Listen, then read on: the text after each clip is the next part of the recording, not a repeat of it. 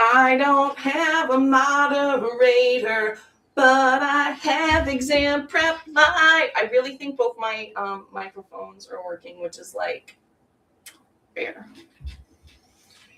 It was rare, I remember it all too well. If you're gonna tell them everything. Sorry, that was like definitely a great forearm shot. Tell them I'm a good kisser. Tell them all the things you told me in your desperate whisper. If they're gonna tell them everything, don't leave out the good parts. All right. Active listening. Let's start with active listening, shall we? Okay, we gotta make sure our Windians thing design is covered. Let's just, this is like precariously perched on a toilet stand. I tried so hard. Okay, we're trying again. I am using fabric paint and a Q-tip to update my Cleveland Indians gear to better reflect what I, in my family's view, a better representation of the support and veneration of the Indigenous people in our lives. So, active listening is a helping skill that requires social workers to first attend to a client's verbal and nonverbal messages and then reflect back what they have heard so that the client will know that his or her messages have been understood accurately.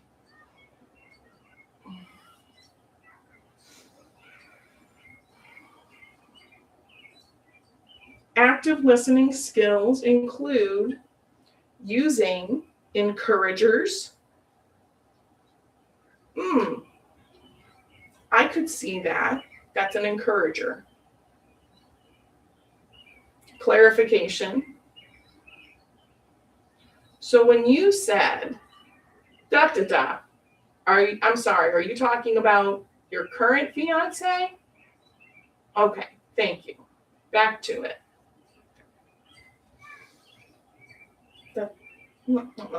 Paraphrase. So what he had said was, and you had then said, I have so many wonderful, wonderful patients. And I get to go in today. So I'm just thinking about the ways that they encourage and clarify and paraphrase back to me. Great learners. Reflection, summarization, and exploring silences. Active listening is a habit of listening. And we build habits by practicing different ones. These are two, one of my patients would call this bottom of the bird cage forms. This guy has been with me for 12 years. I've got this piece of paper on my clipboard. So this piece of paper is great because it's a Likert scale. If I said, how would you rate your mental health on a scale of 1 to 137? That is a ratio, asking you for just a number. What if I asked you, how big is the feeling right now? And you went, and I say, there is no feeling right now. This is a wonderful engagement tool when I'm interviewing kids 0 to 99 when they don't know what I'm talking about because I'm using language that doesn't make sense to them. And I'm like, oh. And they say, oh, I'm the orange one. There's colors, there's shapes. This is from CPSS Pictorial Rating Sheet. A lot of people have gotten PhDs just validating research tools to see if people understand what you're asking them. So I love having clarifying terms like this. But in terms of developing active listening skill, do you see how clarifying this can be? It can also be really encouraging. I see that you picked once in a while. I kind of thought you would say not at all, that you never have a good day. Let's talk about those exceptional days, because we're training people how to take out pieces of their monkey mind chatter thoughts, self-evaluation, and we're asking them to say out loud what they think about it, and then we're asking them to think about it from different ways.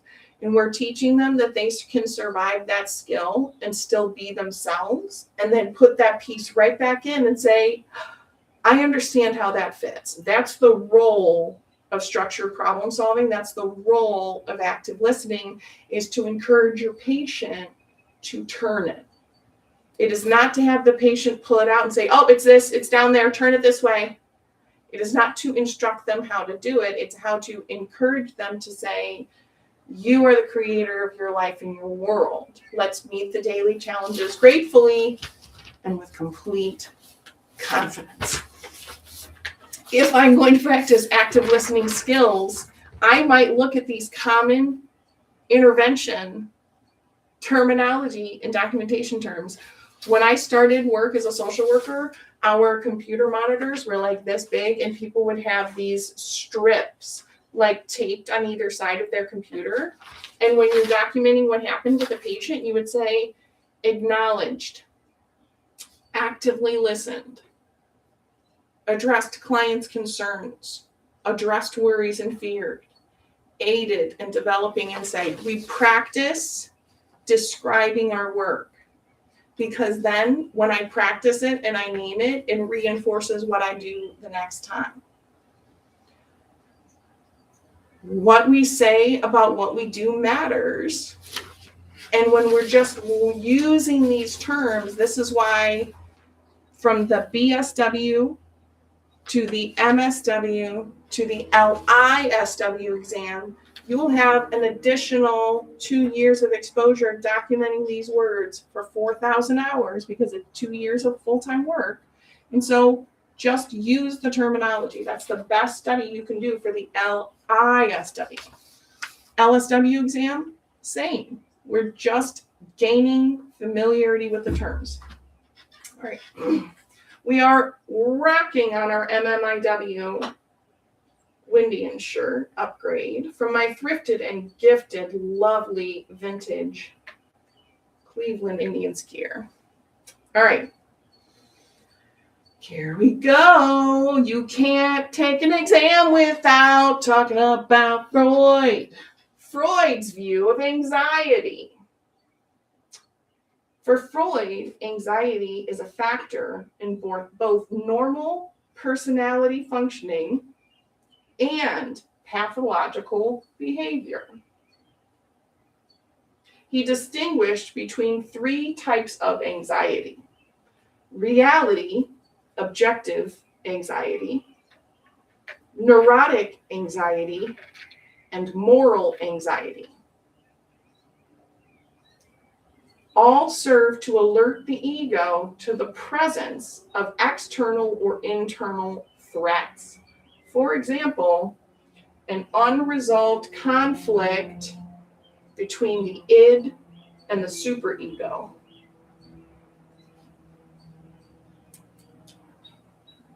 And involve excitation of the autonomic nervous system.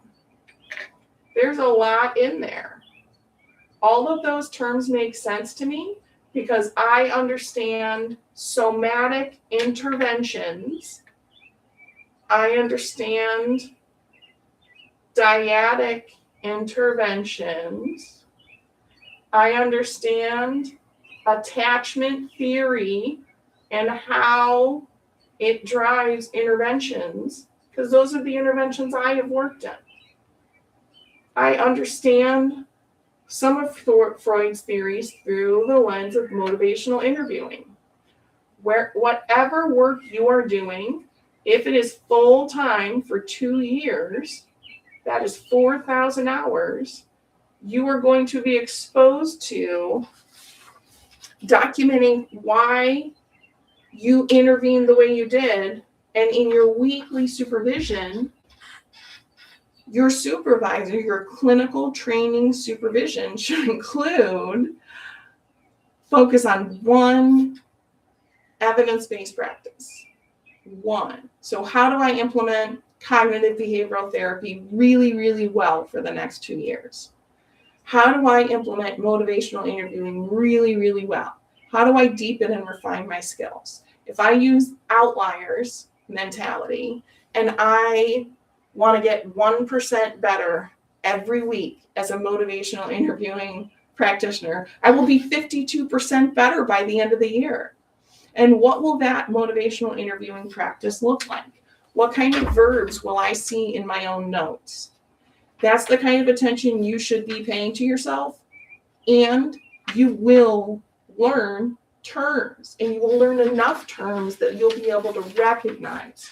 So if you focus on substance use intervention because you're providing IOP services, or you're providing group services, you're providing counseling services, you're going to be very familiar with cognitive behavioral therapy and different types of it.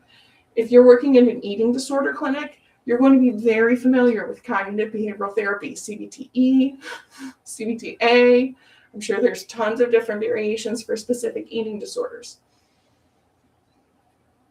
If you're working in community mental health or in corrections, you will probably be very familiar with motivational interviewing. That's a great baseline. And also, you're reviewing ethics. You're reviewing your study guides. You're taking some exams, and you're only doing 10 to 30 minutes a day. And if you get 5 days out of 7 in a week, that's really great. And as the exam comes closer, do you want to get 6 out of 7? Do you want to take a 3-day weekend, the weekend before your exam, so that you practice not doing anything? Do you want to do a dry run to your testing facility? There are things you can do to address your central nervous system, to address the external and internal threats, because we're addressing anxiety from Freud's view right in the design of our own exam prep. Because Freud, who's problematic, and yet before there was Freud, we said you're touched in the head and we locked you away until you died. Right? That's what we said about people who had mental illnesses. And Freud said, as a medical doctor, I think we could treat the thoughts. I think we could treat the brain. So he didn't have it all figured out. He also didn't know because he was a wealthy German white man in the middle of colonialism. So he thought he did know. And we understand that. We can still use some of his greatest ideas. For Freud, anxiety is a factor in both normal personality functioning and pathological behavior. He distinguished between 3 types of anxiety: reality, objective anxiety, neurotic anxiety, and moral anxiety. All serve to alert the ego to the presence of external or internal threats. For example, an unresolved conflict between the id and the superego, and involve excitation of the autonomic nervous system. So before we go, I'm going to give you my favorite 988 training. Ohio State University provides 988 trainings that are free. They're skill-based. There's continuing ed involved. And I went to one probably 2 summers ago. And this woman did trauma therapy like I do, lots and lots of work with first responders. And she was talking about the autonomic central nervous system breathing to get you out of a vagus state or out of sympathetic state and into parasympathetic. And she said all the different counting and numbers, the most important part is the exhale. And you want to pretend you've got a soup spoon, or if you're a therapist and you do have hot tea or coffee all day. You just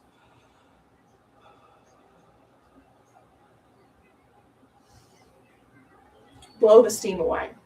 So I love smelling my tea or my coffee and then blowing out. And I do it when I want to interrupt people.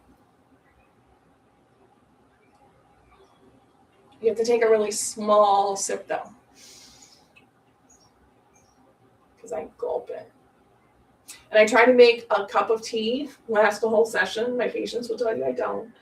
Sometimes I set it aside, it's cold, and then you got to throw it back. Some great herbal teas. Practice regulating yourself throughout your day, and you're going to retain a lot more information. So I don't know how long I've been on here today. I have 6 new messages. Hello, everybody. We have gone through ambivalence, acculturation, active listening, and anxiety. I feel like we've been on for an hour.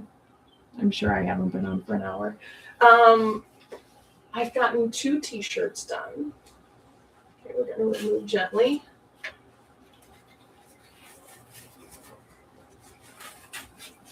Oh, see, this is how my W got messed up before. There was bleed through.